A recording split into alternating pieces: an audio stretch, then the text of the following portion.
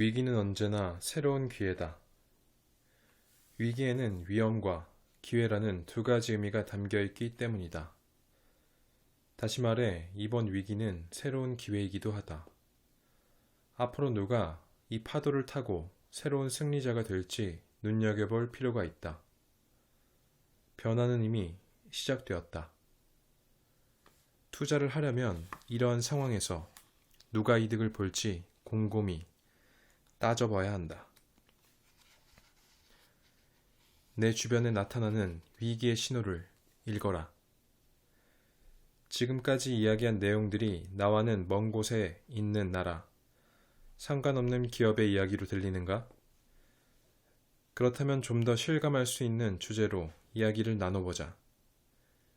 위기가 일어나기 직전 일상에서는 어떤 움직임이 포착될까?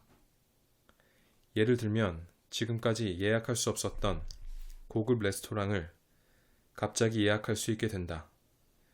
평소 인기가 많아 줄을 서야 하는 레스토랑에 전화를 걸면 단번에 어서 오세요. 몇 시에 오시겠습니까? 라는 대답을 듣게 된다. 이전이라면 2달 후에나 예약할 수 있습니다. 라고 했을 텐데 지금 당장 가능하다는 답을 듣는다면 뭔가 이상한 일이 일어나고 있다고 볼 수 있다. 택시를 탔을 때 경기가 나쁘다고 푸념하는 기사가 늘었다면 그것도 위기의 전조다. 미용실에 갔을 때 인기 미용사가 불만이 늘었다면 아, 전보다 손님이 줄었나 보군 하고 추측할 수 있다. 세간의 공기를 잃는 사람과 대화를 나누면 보이지 않던 현실이 느껴질 것이다. 2008년 글로벌 금융위기 당시 금리를 0에 가깝게 낮추는 제로금리 정책을 실시했다. 또 시장에 돈을 풀어놓는 무제한 양적 완화 정책을 실시해 경기 침체를 극복하려고 했다. 10년도 더 전에 FRB의 주도로 시작된 양적 완화 정책은 그저 돈을 찍어내기만 하는 것 외에 어떤 결과를 낳았을까? FRB의 전문가들은 무슨 일을 해야 할지 알지 못했다. 그들 스스로 이것은 실험이다. 잘 될지 모르겠다. 라고 말했을 정도다. 그런데 지금 상황이 당시와 매우 유사하다. 세계 여러 나라에서 금리가 제로에 가까워지고 있으며 일본은 심지어 마이너스 금리 상태다. 미국 금리도 아주 낮은 수준에 머물러 있다. 이런 상황에서 금리가 통상적인 수준으로만 올라도 많은 사람이 위기에 직면할 것이다. 불황이 시작되고 공황이 오면 사회는 불안정해지고 전쟁이 일어날 가능성이 높아진다. 이는 역사가 반복적으로 가르쳐준 교훈이다. 사실 전쟁에서 이기는 나라는 없다. 전쟁은 누군가의 생명과 자본을 파괴하며 사람들의 생활을 엉망진창으로 만든다.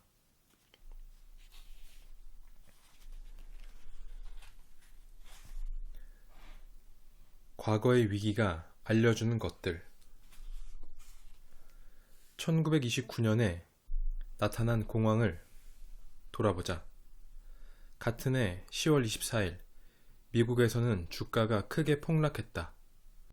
투자자들은 충격과 혼돈에 빠졌고 주식 중개인 중 자살하는 사람이 속출했다. 부동산 시장과 주식 시장이 꾸준히 성장하는 바람에 영원한 번영이 계속될 거라고 믿던 시기였다. 경기 둔화가 장기화되면 비난의 화살이 외국으로 향한다. 당시 정부를 이끌던 후보 대통령은 국내 산업을 보호하는 정책을 취했다. 그러한 흐름 속에서 의회가 제안한 것이 스무트홀리 관세법이다. 이는 해외에서 수입해오는 농산물에 고액의 관세를 부과해 국내 산업을 보호하는 법이었다. 농산물 가격이 오르면 농민은 기뻐하겠지만 소비자는 시름에 빠질 수밖에 없다. 이 법이 공표되자 분노한 약 1000명의 미국 경제학자들은 아주 끔찍한 정책이라며 신문에 광고를 내기도 했다. 미국 내에서도 절대 좋은 일이 아니라며 반대하는 목소리가 적지 않았으나 의회는 이 법안을 가결했고 대통령은 입법에 서명했다. 미국이 무역 전쟁의 도화선에 불을 붙인 것이다. 그러자 실제로 무역 마찰이 시작되었다. 영국과 프랑스는 미국에 대항하고자 관세를 올렸다.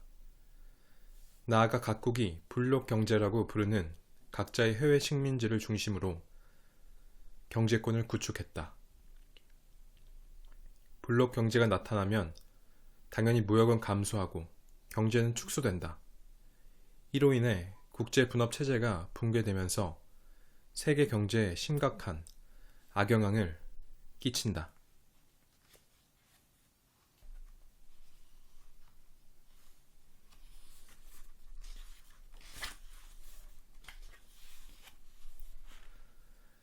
사실 시장은 매우 불합리하여 사람들의 심리와 행동에 따라 크게 변할 가능성이 있다. 안타깝게도 나는 이러한 것들에 충분히 주의를 기울이지 않았다. 처음에는 모든 것을 잃고 아주 낙심했다. 극심한 경기 불황이 닥치면 사람들은 많은 것을 잃는다. 투자를 그만두는 것은 물론 위기를 극복하지 못하고 스스로 목숨을 끊는 사람마저 생긴다. 살아있으면 먹고 살기 위해 일자리를 찾아야 한다. 당시 월가를 떠나 저널리스트가 되는 사람도 있었지만 당시 나에겐 투자를 계속하는 것 말고는 다른 선택지가 없었다.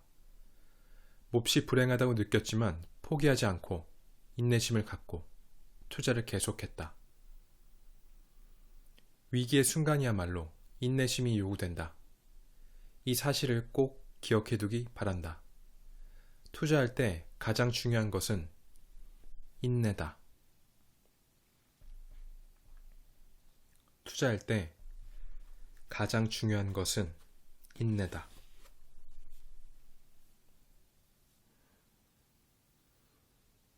나는 어떻게 블랙 먼데이를 예측할 수 있었나?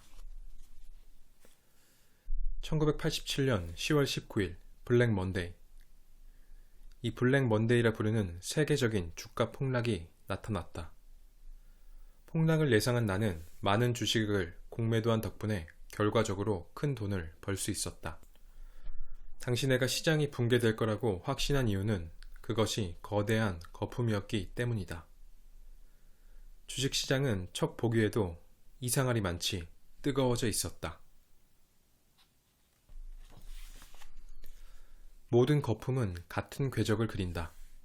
사람들은 뭔가에 홀린 듯 정신이 팔려 이런 호황이 영원히 계속될 거라 생각한다. 솔직히 말하면 나는 시장이 최고조인 시기는 정확히 알아맞히지 못한다. 때때로 주식이나 투자한 상품을 파는 타이밍을 놓치기도 한다. 하지만 시장의 바닥이 어딘지는 본능적으로 느낀다. 오랜 세월 시장에서 여러 차례 호황과 불황을 거치며 깨달은 사실은 바로 이것이었다.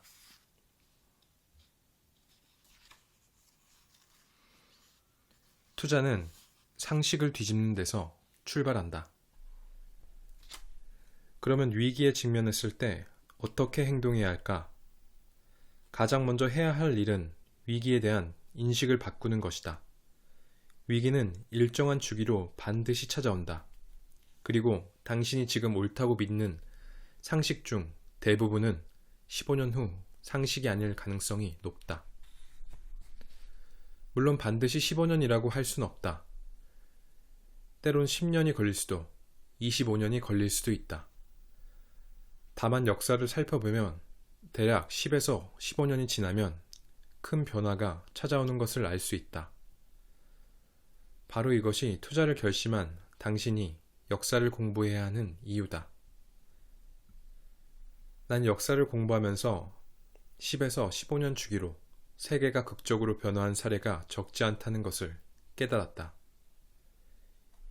예를 들어 1991년에 소련이 붕괴됐다. 그로부터 10년 전인 1981년에는 누구도 상상하지 못했지만 1989년에 베를린 장벽이 붕괴되었고 고작 2년 후 소련은 이 세상에서 사라졌다. 이뿐만이 아니다. 소련이 해체되면서 당시 많은 사람들이 지구상에서 공산주의는 사라질 거라고 생각했다.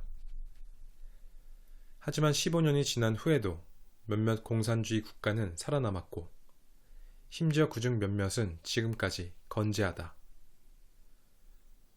우리가 지금 상식이라고 생각하는 모든 것은 영원히 변하지 않는 것이 아니다.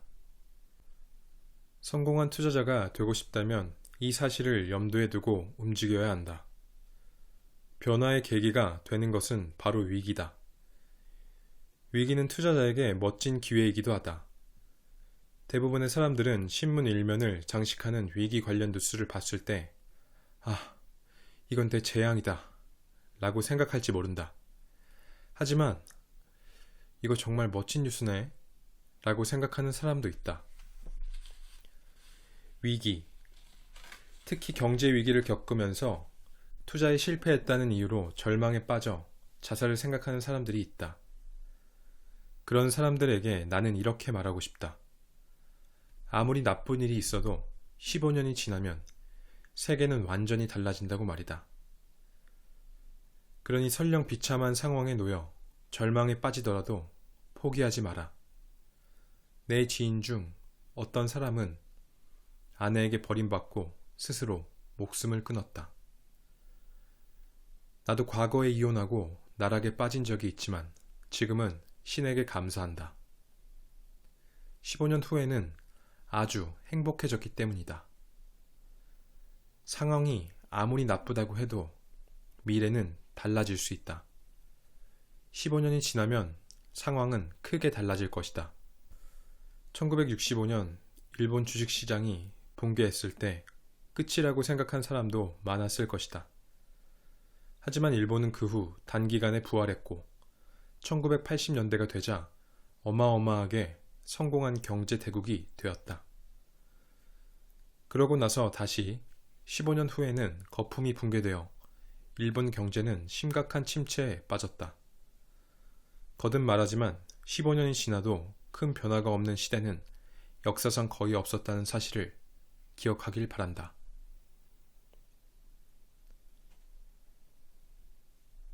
위기에 대항하기 위해서는 우선 현재 무슨 일이 일어나고 있는지 알아야 한다. 대부분의 사람은 위기가 오는 조짐이 보여도 그것을 적극적으로 알아보려고 하지 않는다. 그러니 이런 때일수록 세계가 어떻게 돌아가는지 이해할 필요가 있다. 예를 들어 인도의 금융 시스템에 어떤 일이 벌어졌는지 알아봐야 한다. 무엇을 찾고 무엇을 보았든 그것이 전조라고 생각하는 것이 좋다. 이때 가장 중요한 것은 당신이 무엇을 해야 할지 타인에게 묻지 않는 것이다. 만약 인생에서 고작 20번밖에 투자하지 못한다고 하면 누구든 투자에 무척 신중해질 것이다. 돈벌이에 관련해 귀가 솔깃해질 만한 말을 들었다고 해서 무작정 뛰어들거나 다른 사람의 정보에 기대려고 하지 않을 것이다. 스스로의 눈으로 아무것도 발견하지 못했다면 자신이 아는 세계에 머물면서 아무데도 투자하지 않는 편이 낫다. 성공한 투자자는 상황을 이해하지 못하면 아무것도 하지 않는다. 대신 그저 앉아서 창밖을 바라보며 기다린다. 그리고 자신이 괜찮다고 생각하는 투자 대상을 발견하고 그것이 성공하리라는 확신이 서면 그때야 비로소 움직인다. 그리고 일단 투자하면 가치가 오를 때까지 가만히 기다린다. 팔아야 하는 시점을 잘 알고 있기 때문이다. 투자하기 전에는 반드시 철저하게 조사해야 한다. 수익을 올리고 싶다면 정보 수집에 들이는 노력을 아껴선 안 된다. 만약 괜찮은 종목을 찾지 못했다면 어설프게 움직이느니 은행에 돈을 맡기고 적절한 시기를 기다리는 편이 훨씬 낫다.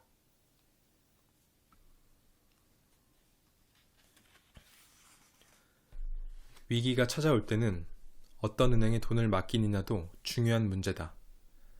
대부분 업계에서 순위가 높고 규모가 큰 은행을 선택하는데 그것도 물론 중요하지만 재무 상태가 건전한 은행에 맡기는 것을 추천한다. 나는 현재 러시아 채권을 소유하고 있다. 내게 러시아에 어떻게 투자하면 좋을까요? 라고 묻는 사람에게 나는 이렇게 대답한다. 러시아에 투자할 방법을 모른다면 투자하지 마세요. 지도에서 러시아가 어디에 위치하는지도 모르는 사람은 러시아 채권을 구입해선 안 된다. 인터넷에서 누군가가 지금 당장 러시아 채권에 투자해야 한다고 말해도 귀담아 듣지 않는 것이 좋다. 자기가 잘 아는 투자처가 아니기 때문이다.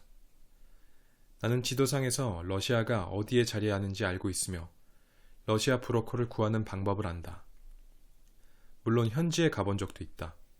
그런데 이런 것도 모른 채 러시아에 투자하는 방법을 조사해야 할 정도라면 러시아에 투자해서는 안 된다.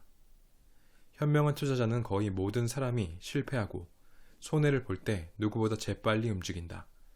모든 이가 비관적으로 이제 끝이야 라고 말할 때 기회를 발견하고 투자해 놓으면 위기에서 벗어나는 시점에 얻을 수 있는 보상이 크다. 바로 그렇기 때문에 자신이 잘 아는 분야에 투자한다는 원칙을 지켜야 한다. 이것이야말로 많은 돈을 벌 수 있는 지름길이다. 경제 위기가 닥쳐올 때는 자산을 어떤 형태로 보유하고 있는 것이 좋을까? 나는 금과 은, 미국 달러를 많이 갖고 있다. 우선 달러에 대한 이야기부터 시작해보자. 미국은 세계에서 빚이 가장 많은 나라로 부채가 폭발하기 직전이라고 이미 설명했다. 게다가 미국의 경제 상황은 하루가 멀다 하고 악화되고 있다. 그런데 왜 미국 달러를 갖고 있냐고? 투자에서 가장 중요한 것은 사람들이 어떻게 생각하고 행동하는지 이해하는 것이다. 위기가 닥치면 대부분의 사람들은 안전한 피난처를 찾는다. 이런 이유에서 영국의 파운드나 유로 등에 비해 미국 달러가 우위에 있다. 실제로는 그렇지 않지만 그렇게 믿고 행동하는 것이다. 경제 위기가 일어났을 때 달러 가치가 상승하는 것은 바로 이 때문이다. 위기가 심각해질수록 역설적으로 달러는 시세가 오르고 그 가치는 과대평가될 것이다. 나는 그 시점에서 달러를 팔고 다른 것에 투자할 계획이다.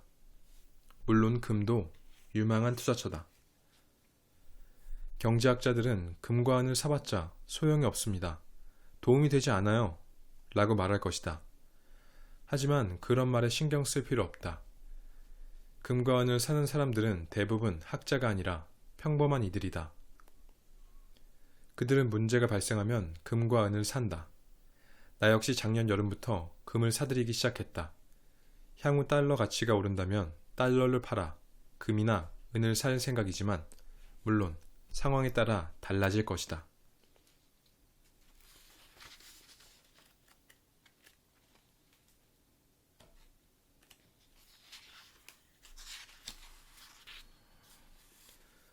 인간은 무언가에 쫓기면 투자해서는 안 될 때도 바다에 뛰어들듯이 무작정 돈을 얻는다. 마음이 조급해질 때는 문을 걸어 잠그고 마음을 가라앉힌 후 조용히 기다려야 한다. 절대로 서둘러 어딘가에 투자해야 한다고 생각하지 마라. 그것이 대부분의 사람이 투자에 성공하지 못하는 이유다. 물론 쉽지는 않다. 하지만 타이밍을 재고 기다려야 한다. 투자는 그리 쉬운 게 아니라는 것을 명심해야 한다. 수많은 노력과 연구, 지식이 필요하다는 것을 알면 누구도 안이하게 투자하지 않을 것이다. 당장 돈을 벌 수 있는 정보에 빠져들어 알지 못하는 분야에 손을 내밀면 안 된다. 자신이 알고 있는 분야에만 투자한다는 원칙을 반드시 지켜야 한다.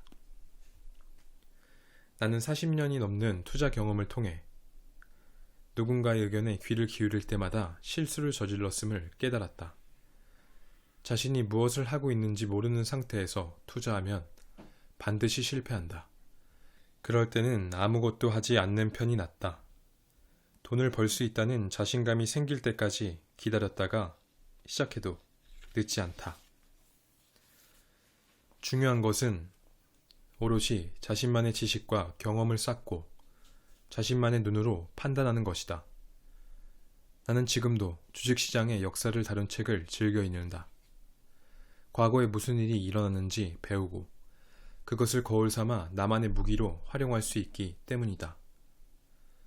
스스로 무엇을 하고 있는지 모르면 반드시 실패한다. 기다려라. 그리고 철저히 준비하라. 성공의 역사를 살펴보면 위대한 일은 사소한 것에서 시작되었다. 나폴레옹은 프랑스령 코르시카 섬 출신의 왜소한 병사였으나 수많은 작은 승리를 거듭하며 프랑스의 역사상 가장 위대한 장군이 되었다. 투자에서뿐만 아니라 인생에서도 잊지 말아야 할 사실이 있다. 자신의 커리어 역시 돈을 버는 것을 넘어 보다 넓은 시야에서 바라봐야 한다는 것이다. 취업을 하고 싶다면 가장 많은 연봉을 주는 회사가 아니라 나에게 가장 잘 맞는 일을 할 수 있는 곳을 찾는 편이 좋다. 그러면 돈은 자연히 뒤따라올 것이다. 내가 젊어서 돈을 벌고 싶었던 건 자유를 사고 싶었기 때문이다. 다른 많은 부자들처럼 비행기와 호화주택을 갖고 싶어 돈을 벌려고 했던 것이 아니다. 보트도 자동차도 원하지 않았다. 나는 지금도 필요 이상으로 많은 자동차도 집도 소유하고 있지 않다. 그저 자유를 사서 마음 내키는 대로 살고 싶었다. 그것뿐이었다. 실제로 돈을 벌고 나서 자유를 얻었다. 자유의 일부는 모험이기도 하다. 37살에 은퇴하면서 그토록 바라던 자유를 손에 넣고 전 세계를 장기간 여행할 수 있었다. 물론 지금도 오토바이를 타고 전 세계를 달릴 수 있고 싱가포르 집 의자에 앉아 창밖을 바라볼 수도 있다. 이렇게 살아갈 수 있는 것은 단순히 내가 돈을 많이 벌었기 때문은 아니다.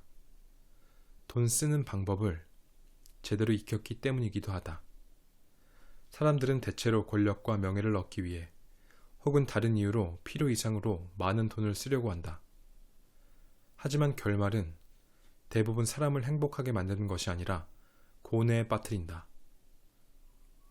많은 사람이 돈을 쫓아 어리석은 행동을 하고 그러다 파멸하기도 한다. 많은 돈을 갖고 있으면 위험한 일에 휘말릴 위험도 커진다. 얼마 전 윌 스트리트 저널에 러시아 정부의 스파이로 활동하던 여성이 록펠러가의 자손에게 접근했다는 기사가 실린 적이 있었다. 내가 사는 싱가포르 신문을 봐도 하루도 빠짐없이 돈에 관한 심각한 문제에 휘말린 사람의 뉴스가 실린다. 아마 모든 나라의 언론 보도에서 돈 때문에 문제를 겪게 된 누군가에 대한 이야기를 찾아볼 수 있을 것이다. 아마 많은 이들이 돈을 의식하며 살 것이다. 그래서 대부분의 사람들에게는 돈을 어디에 어떻게 쓰는지가 인생을 좌우하는 중요한 문제가 된다.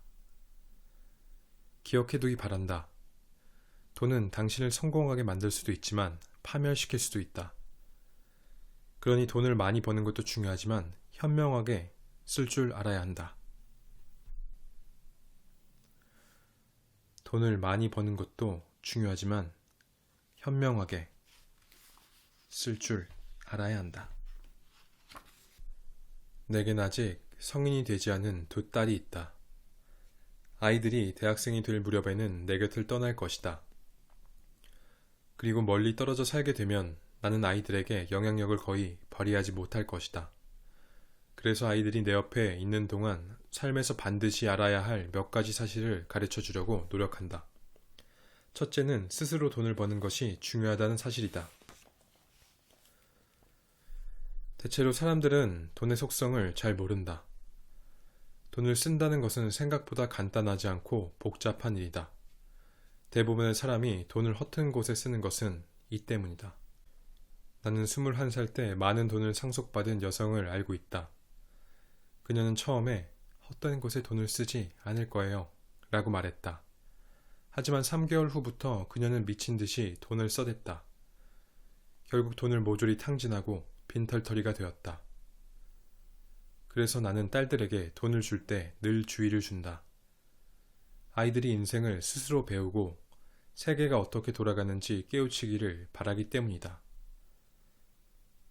다음으로는 실패의 중요성이다. 자녀가 실패하기를 바라는 부모는 없을 것이다. 하지만 인생에서 실패는 매우 중요하다.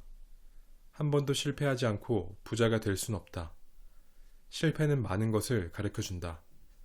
그 때문에 나는 딸들이 원치 않는 결과를 맞닥뜨리고 좌절했을 때는 있는 힘껏 위로해 주려고 한다. 이런 관점에서 아이들과 다양한 경험을 하려고 노력한다. 가급적 다양한 곳을 같이 여행한다. 내 부모님이 그랬듯 아이들에게 기회가 있을 때마다 말을 건네고 내가 알려주고 싶은 것을 열심히 전해주려고 한다. 세 번째는 정직이다. 이 말을 듣고 정직하게 행동하면 과연 돈을 벌 수 있는지 의아하게 생각할지도 모르겠다. 정직하지 않게 살면서 많은 돈을 버는 사람도 있다. 그 우수한 두뇌와 에너지를 정직하게 쓰면 아마도 더 많은 돈을 벌지도 모른다. 일시적으로는 성공해 행복하겠지만 언젠간 반드시 그 대가가 돌아온다. 마지막으로는 약속을 지키는 것이다. 누군가에게 무언가를 하겠다고 약속했다면 그것은 반드시 지켜야 한다. 살아가는 동안 사람들에게 신용과 신뢰를 얻는 것은 매우 중요하다. 이는 언제 어느 시대든 어떤 상황에 있든 적용되는 진리다. 세계 경제의 패권은 동쪽으로 이동하고 있다. 앞으로 세계 경제의 중심은 동쪽으로 이동할 것이다. 나는 그 중에서도 중국과 러시아에 주목하고 있다. 매장량이 엄청난 천연 자원을 보유하고 있기 때문이다. 그뿐 아니라 이들 국가는 광대한 국토와 엄청난 인구, 그리고 우수한 두뇌를 보유하고 있기도 하다. 잠시 과거로 돌아가 보자. 1919년 영국은 세계에서 가장 힘센 국가였다. 그보다 100년 전인 1819년을 살펴보면 오스트리아 제국이 당대의 강대국이었다. 1619년 스페인은 세계에서 가장 풍요롭고 멋진 나라로 스페인 국왕은 포르투갈 국왕을 겸하며 전 세계에 걸쳐 식민지를 개척하고 많은 나라를 점령했다. 그런데 16세기에 포르투갈이 엄청난 번영과 성공을 누렸음에도 지금은 대부분의 사람들이 포르투갈을 잘 모른다. 이것이 역사의 필연이다. 번영이 절정에 달한 국가는 쇠퇴하게 되어 있다. 미국은 지금 세계에서 가장 강한 국가이며 IT 등 많은 분야에서 강자로 군림하고 있다. 그러나 머지않아 가라앉기 시작할 것으로 보이며 누군가가 미국을 대신할 가능성이 매우 크다. 세상은 변해도 인간의 본질은 변하지 않는다. 내가 역사를 좋아하는 것은 그것을 거울 삼아 다양한 교훈을 얻을 수 있기 때문이다. 세계는 빠르게 변화하고 있으나 인간의 본질은 변하지 않는다. 어떤 시대든 같은 행동이 늘 반복되는 것을 역사를 통해 알 수 있다. 사람들은 새롭고 혁신적인 기술에 더 많은 돈을 지불한다. 그래서 테크놀로지 기업은 시장을 이끄는 리더가 되곤 한다. 과거에는 라디오와 전화가 여기에 해당됐다. 이제는 스마트폰과 소프트웨어가 그 지위를 차지하고 있다. 이제까지 그랬듯 세계는 앞으로도 새로운 기술에 열광할 것이다. 미래의 기술이 무엇이든 시장에서 각광받는 것은 그것을 가장 잘 구현할 가능성이 높은 기업이다. 블록체인이 세상을 바꿀 것으로 여겨지는 기술 중 하나일 것이다. 블록체인이란 사용자 전원이 모든 거래 이력을 공유하고 사용자가 데이터를 함부로 수정, 조작할 수 없는 분산형 데이터 저장 기술이다. 처음에는 비트코인 같은 과상화폐에 쓰이는 기술로 널리 알려졌으나 이는 블록체인의 단면에 불과하다. 금융뿐 아니라 의료, 소매업, 부동산 계약마저도 기존 시스템이 블록체인으로 대체될 가능성이 크다. 바이오 기술도 주목해야 할 분야로 새로운 발견이 잇따르고 있다. 분명히 말해 이것은 혁신이다. 이 밖에 드론과 연관된 기업에 거액의 자금을 투입하는 투자자도 있을 것이다. 결론적으로 어떤 기술이 투자자를 모을 수 있느냐 없느냐는 그것이 얼마나 새롭고 혁신적이며 세상을 바꿀 만한 것인지 여부에 달려있다. 현명한 투자자는 상식을 의심한다. 화웨이를 보자. 화웨이는 이미 미국이 두려워하는 존재다. 미국 정부는 화웨이 제품에는 보안상 치명적인 문제가 있다라고 규탄하고 있다. 게다가 미국의 요청을 받은 캐나다 정부는 화웨이 창업자의 딸이자 이 회사의 부회장 겸 CFO이던 고위 임원을 체포하기도 했다. 화웨이가 미국의 제재를 피해 이란에 제품을 수출하고 미국 금융기관에 허위로 신고했다는 것이 표면적인 이유였으나 사실은 이 분야에서 미국 기업이 화웨이를 쫓아가지 못하고 있다는 방증일 것이다. 바로 이런 이유에서 미국 정부는 중국 기업인 화웨이가 생산한 통신기기에 치명적인 보안 문제가 있다고 주장하는 것이다. 지금 상식이라고 생각하는 것은 15년 후의 진실이 아니다. 당신이 아는 모든 것은 변한다는 사실을 잊지 말기를 바란다. 2035년쯤에는 혁신의 성지가 지금과는 완전히 달라질 것이다. 코로나 바이러스의 확산으로 경기가 침체되면서 많은 나라에서 정부가 돈을 찍고 뿌려대는 적극적으로 지출하고 있다. 가을에 있을 미국 대선을 비롯해 여러 선거에서 인기를 얻고 당선되기 위해 정치인들은 할 수 있는 모든 것을 시도할 것이다. 이로 인해 당장은 시장이 상승세를 보이고 경제가 반짝 좋아질 수 있다. 하지만 언젠가 그리고 누군가는 그 대가를 치르게 될 것이다.